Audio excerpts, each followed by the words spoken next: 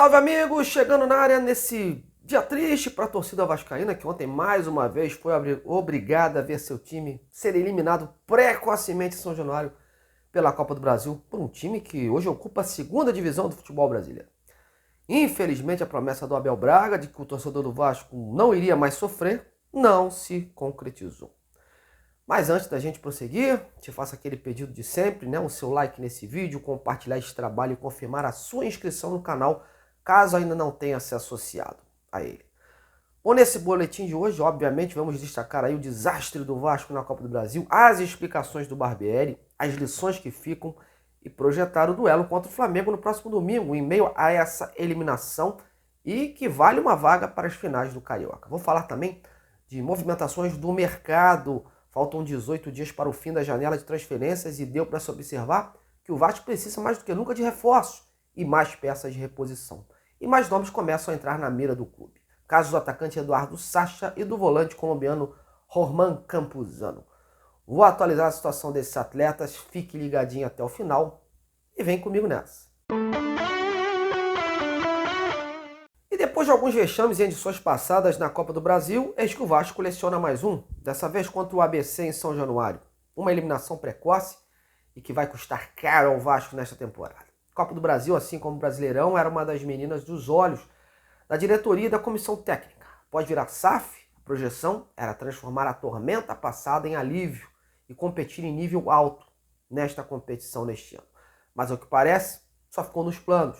Em campo, um time desorganizado, sem imposição, afobado, com excesso de bolas longas e decisões erradas. Os pênaltis perdidos foram retrato da atuação que a equipe de Maurício Barbieri proporcionou aos torcedores. Um nível bizarro. Eu já tinha cantado a pedra aqui que o ABC era um time organizado através do bom trabalho do seu treinador, o Fernando Marchiori, e que não iria se entregar assim tão fácil. Vinha para o Rio para competir em nível alto. Tanto que eu fiz questão de trazer detalhes do time potiguar, para que vocês pudessem conhecer melhor o elenco.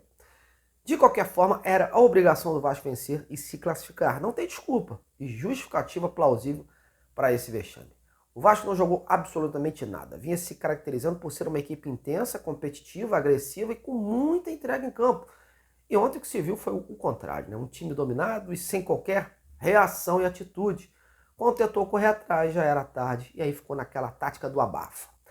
Além da derrota que eliminou o Vasco, o time deixou de ganhar uma premiação de cerca de 2 milhões de reais. Sem dúvida alguma, um gosto amargo para todos dentro do clube, que não imaginava esse golpe num momento como esse, mesmo com a equipe em formação.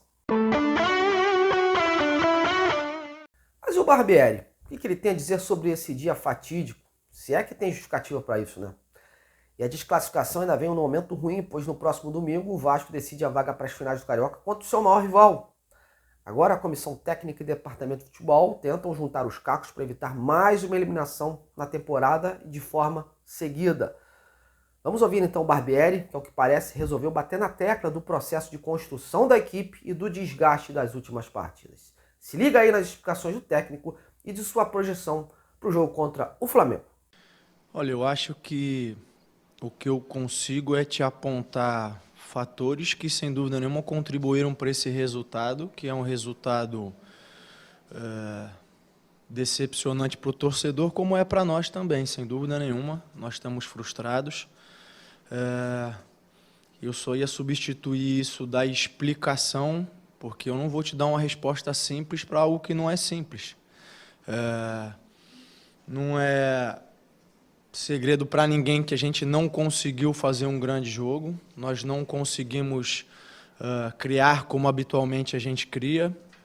Isso tem a ver com a postura do adversário, é um direito e mérito deles, de terem se fechado bastante, de ter diminuído bastante os espaços. A gente tentou, mas não conseguiu. Eu acho que a gente vem numa sequência de decisões. E quando eu digo sequência, é porque antes do último jogo, os 2 jogos anteriores também já eram decisões. A gente entrou no primeiro jogo contra o Flamengo pelo estadual quase com uma decisão. A gente precisava da vitória para classificar. Depois, em poucos dias, era importante a gente ganhar do Bangu para ter a vantagem. Foram 2 decisões. Depois nós enfrentamos o Flamengo e agora uma decisão. Eu acho que essa sequência, sem dúvida nenhuma, contribuiu para que a gente não tivesse no melhor momento. A gente apresentou algum desgaste. E a gente não pode esquecer que a gente continua nesse processo, que eu tenho que bater nessa tecla, que é de construção, que é de formação. O Andrei estreou tem quase uma semana, o Capasso estreou tem 2 semanas ou menos.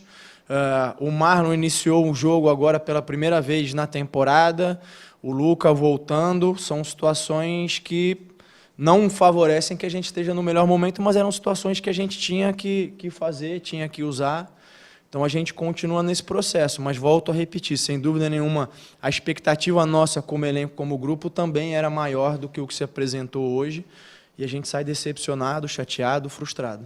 O mais importante desse momento em diante, já que nós não podemos voltar atrás, é como nós vamos reagir a isso, e a gente tem aí 2 dias para se recuperar, para levantar a cabeça e para tentar dar a volta por cima num jogo que é importante para a gente também.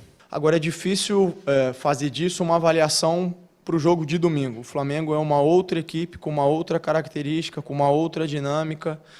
Então, o que a gente tem que fazer agora é voltar um pouquinho no jogo anterior, recuperar os jogadores e tentar estabelecer uma estratégia para a gente conseguir competir com eles e buscar fazer um resultado diferente no domingo. É evidente que esse resultado traz um peso, mas aí envolve a maturidade da gente como equipe saber virar a chave. A gente não pode fazer mais nada sobre o que aconteceu aqui, infelizmente. É virar a chave, olhar para frente, procurar fazer boas escolhas, tomar boas decisões. Eu acho que no último jogo, apesar da gente sair com um resultado adverso, a gente conseguiu enfrentar eles e fazer um jogo parelho, um jogo equilibrado. A ideia é que a gente possa equilibrar novamente, aproveitar melhor as nossas oportunidades, ceder menos oportunidades a eles. Não tem segredo, tem que virar a chave, tem que seguir em frente. A temporada é assim. Infelizmente, nesse momento, acabou ficando curto para a gente o tempo das decisões. É algo que a gente não controla e é algo que a gente tem que se preparar. Bom, eu vou dar uma rápida opinião aqui do que vejo disso tudo. Acho que o Barbieri vem errando nas escalações, né? Tanto na inicial como no decorrer do jogo. Exemplo disso, o posicionamento do Andrei. O técnico vem colocando o jogador como um primeiro volante e abrindo mão de um cara mais de origem, que no momento seria o Rodrigo, né? Ou o Barros. Ano passado, quando o Andrei teve grande destaque, o jovem era segundo volante com o Yuri, sendo aquele ladrão de bola, né? Sendo o primeiro, aquele cara de desarme. O Andrei tem mais qualidade para pisar na área, não vem rendendo nesse atual posicionamento do Barbieri. Outra situação de respeito aos pênaltis. Pela má fase do Pedro Raul, acho que foi muito arriscado deixar o atacante bater a última cobrança e decisiva. Como o Vasco treinou cobranças de pênaltis, poderia ter colocado um cara com menos peso mental nessa hora. O próprio Léo, o zagueiro, por exemplo.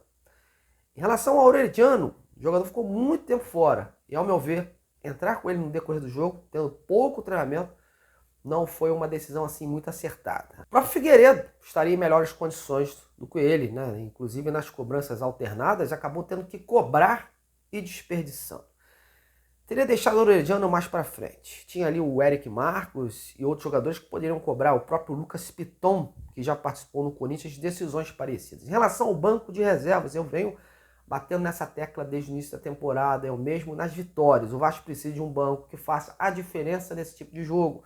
Hoje o time não tem peças de reposição à altura e que possam mudar a cara de uma partida. Tem posições carentes e que até hoje não foram preenchidas. Falta sim um volante, um camisa 10 de qualidade e atacante. Um mais velocista e outro que possa fazer sombra ao Pedro Raul nesse momento. Não dá sempre para ficar recorrendo à base. Em relação ao goleiro, acho que está na hora do Barbieri testar o Ivan, até para a gente poder ter um efeito comparativo, né? Ele teve poucas oportunidades e não deu ainda para tirar conclusões. Bom, é isso. E vocês, o que pensam disso tudo? Qual análise fariam a mais? Deixa aí o seu comentário. Bom, vamos agora falar das movimentações do Vasco no mercado. Faltam 18 dias para o fim da primeira janela de transferências e por isso o Vasco precisa acelerar esse processo se quer ainda se reforçar à altura. E ao que parece a coisa está acontecendo, viu? Como já foi informado, meio campo e ataque são os setores em que são aguardados tais reforços. E ontem veio a informação de Belo Horizonte já confirmada do interesse do Vasco no atacante Eduardo Sacha do Atlético Mineiro, que atua como centroavante, segundo atacante também pelo lado esquerdo do ataque. Versatilidade é essa que agrada ao departamento de futebol e a todos da comissão técnica. E a situação é a seguinte, galera.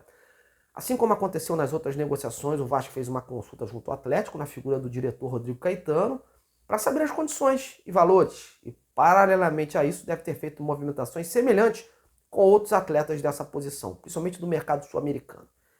Em seguida, toda uma análise entre o Paulo Brax e a 777. Após esse aceite, o Vasco retoma as tratativas e formaliza uma oferta. A expectativa agora é justamente essa, pela oferta na mesa, pois até o momento uma simples sondagem ocorreu. Eu ontem à noite tive a oportunidade de falar com o Rodrigo Caetano para ver se conseguia extrair dele mais alguma informação, e saber se havia alguma outra conversa agendada entre os clubes para discutir essa possibilidade de transferência do Sacha. Mas o Rodrigo não quis abrir muito o jogo, apenas destacou que as conversas dele são com o Paulo Brax e que foi apenas uma consulta, que se tiver alguma evolução, o diretor do Vasco é quem deve falar. Procurei também um integrante do staff do jogador, que também não trouxe fatos novos, apenas disse que se houve procura, foi de clube para clube mesmo, pois nada chegou até eles, que são os representantes do Sacha, dando a entender que seria uma especulação. Mas fato é que se o staff do atleta não foi procurado, o Atlético Mineiro, sim, foi e é aguardado em breve novidades nessa situação. O Vasco tem uma boa relação com o Atlético Mineiro, Rodrigo Caetano e Paulo Brax são amigos e tudo indica que se o Vasco chegar com uma proposta concreta para o Galo em relação ao Sacha, não deve ser problema. Mas vamos aguardar. E aí, Eduardo Sacha, seria uma boa para o ataque do Vasco? Você vê o jogador como titular ou peça de reposição e composição de elenco? Comente aí embaixo do vídeo que eu quero ler a sua opinião. Já em relação ao volante Roman Campuzano do Boca, as informações que chegam da Argentina é que o Vasco propôs um empréstimo até dezembro com opção de compra, que gira em torno de $1 milhão. Ele está emprestado a um time da Turquia que deve ao Boca cerca de 200 mil euros pelo empréstimo. Os turcos também possuem uma dívida com o volante e com isso não seriam contrários a uma liberação, já que não conseguem arcar com esses compromissos. Essa suposta dívida seria abatida no valor da opção de compra. Segundo a imprensa argentina, o Boca não tem interesse em contar com Roman Campuzano e estaria disposto a negociar o volante. Mas a resposta para o Vasco ainda não aconteceu. Eu tentei exaustivamente, nesses dias, falar com o comitê de futebol do clube argentino, que é o que decide hoje as negociações, já que o Boca não tem um único diretor de futebol para tratar disso, e até o momento ninguém me respondeu. Procurei também o empresário do jogador, o Gianluca De Franco, que visualizou minhas mensagens e não respondeu também. Enfim, geralmente quando o clube empresário evita a imprensa, é que tem algo acontecendo. Vamos aguardar. Fala galera, estou chegando ao final de mais um boletim do canal Detetive Vascaíno. Já você que me acompanhou aqui, meu muito obrigado, Um dia triste com essa eliminação, mas vida que segue. Domingo tem clássico decisivo contra o Flamengo e vamos torcer aí para que o Vasco consiga dar essa volta por cima. Vou ficar a posto aqui. Tendo mais informações e outras apurações, solto outro vídeo ou exponho nas minhas redes sociais no @Detetive Vasco. Um grande abraço e até a próxima!